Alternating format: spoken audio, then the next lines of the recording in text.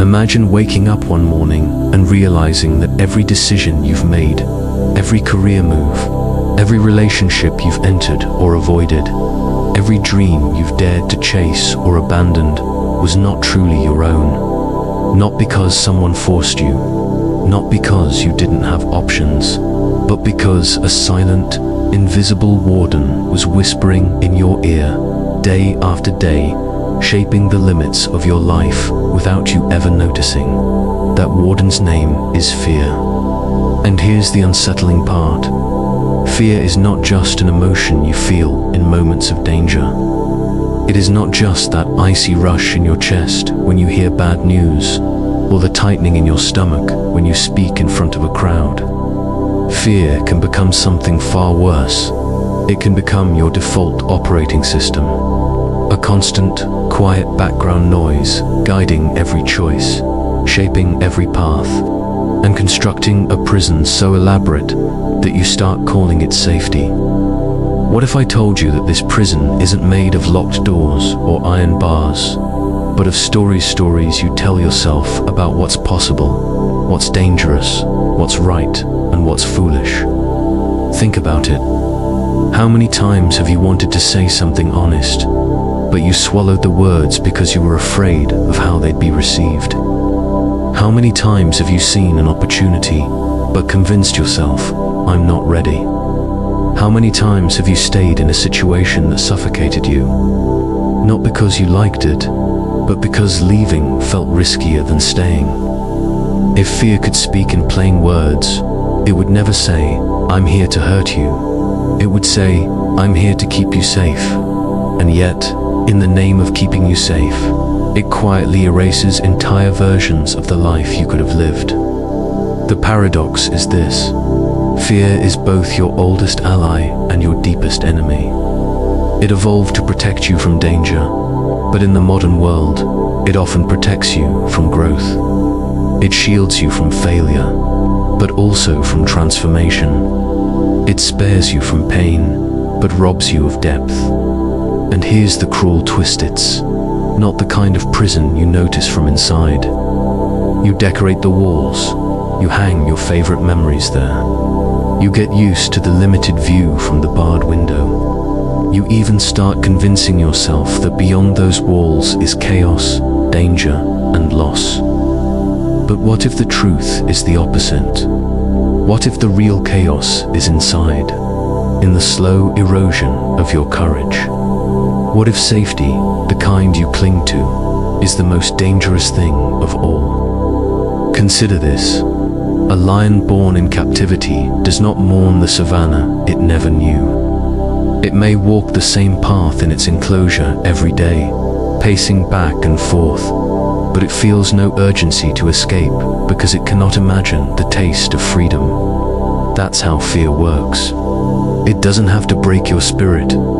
It only has to convince you that the cage is your home. And yet, if you've ever felt that strange, restless ache, that quiet sense that you are meant for more than the life you're living, then you've heard the faint scratching at the edge of your prison walls. The question is, what will you do about it? Would you dare to look fear in the eye not as a passing feeling, but as an architect of your identity? Would you dare to examine the invisible ways it has been shaping your choices for years, maybe decades? Would you risk dismantling the stories that have kept you safe, knowing they may also have kept you small? This is the great contradiction of fear.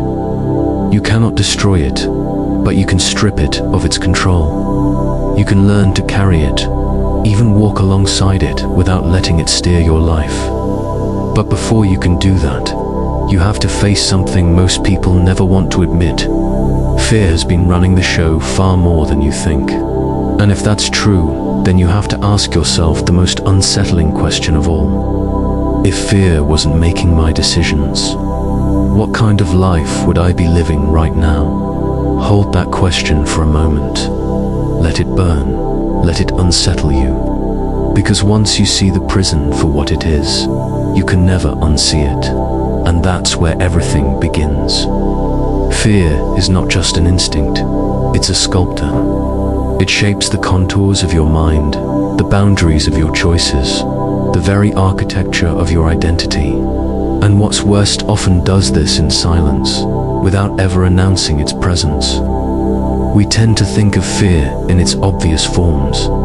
The rush of adrenaline when a car swerves too close, the dread before a medical test, the spike of panic before speaking to a crowd. These are acute fears, loud, recognizable, undeniable. But the real danger lies in chronic fear, the kind that doesn't make your heart race, but makes your life smaller, day after day. Psychologists have long known that fear can become an internalized operating system, conditioning our actions in the same way a trainer conditions an animal. The difference: the animal can see the bars of its cage. You often cannot. Carl Jung, the Swiss psychiatrist who spent a lifetime studying the human psyche, called this the shadow, the hidden parts of ourselves. We refuse to acknowledge, often because we fear what we might find there.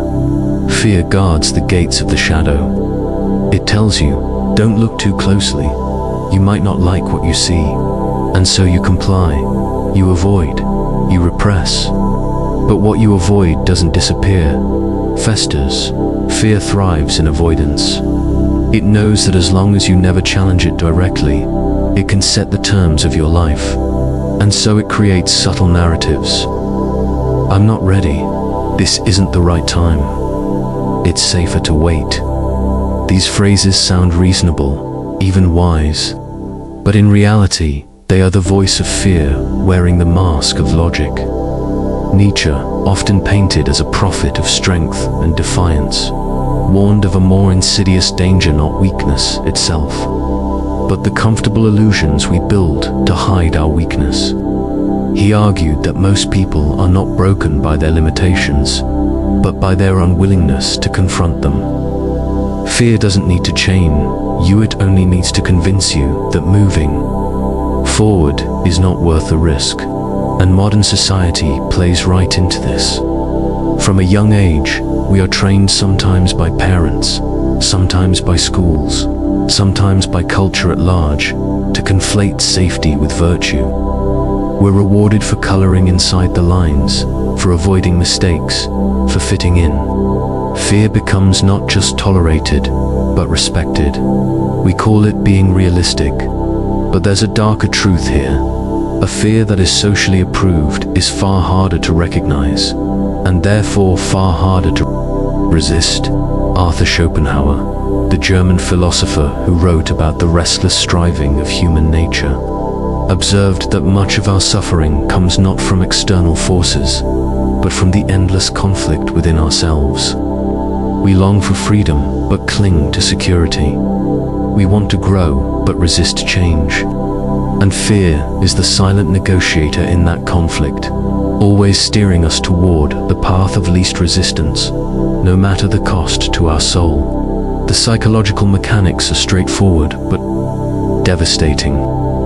Your brain has a built-in alarm system, the amygdala, which evolved to detect threats in the environment. In the ancestral world, this was life-saving. A rustle in the bushes could mean a predator. In the modern world, the threats are often social or emotional: rejection, embarrassment, uncertainty. The amygdala doesn't distinguish between a lion's roar and the fear of public speaking, reacts the same way. And here's the trap. Each time you avoid a fear-triggering situation, your brain gets a small hit of relief. This relief is pleasurably, it feels like safety.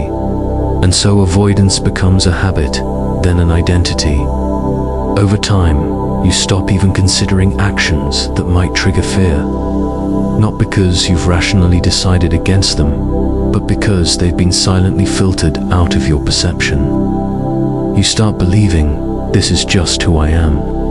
But is it? Or is it just who fear has trained you to be?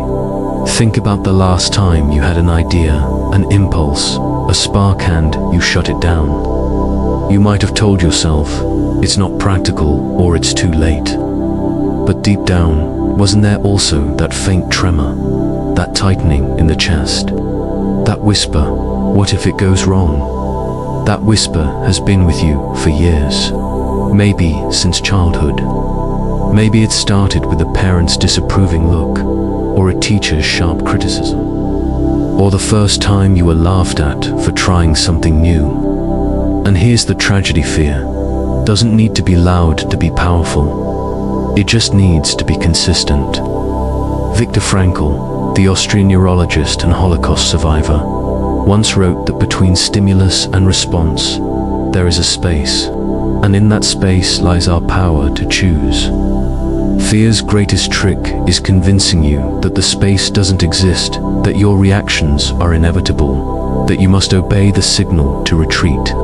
But you don't. And that's the first crack in the prison wall. Yet most people will never get there, because they never stop to see the wall at all. They live within a set of invisible boundaries that feel natural, inevitable, and even moral. This is what makes fear so dangerous, so it becomes indistinguishable from your personality, your preferences, even your values. If fear were just an occasional intruder, it would be easy to fight. But when fear lives inside, when it has woven itself into the very fabric of who you think you are, the battle becomes far more complicated. And here's the most disturbing truth: the more intelligent and self-aware you are, the more sophisticated your fear becomes. It learns to disguise itself in intellectual reasoning, in moral arguments, in well-crafted excuses. It tells you, I'm not stopping you, I'm protecting you, and you believe it. But somewhere deep down, in the quiet hours when your mind wanders, you might feel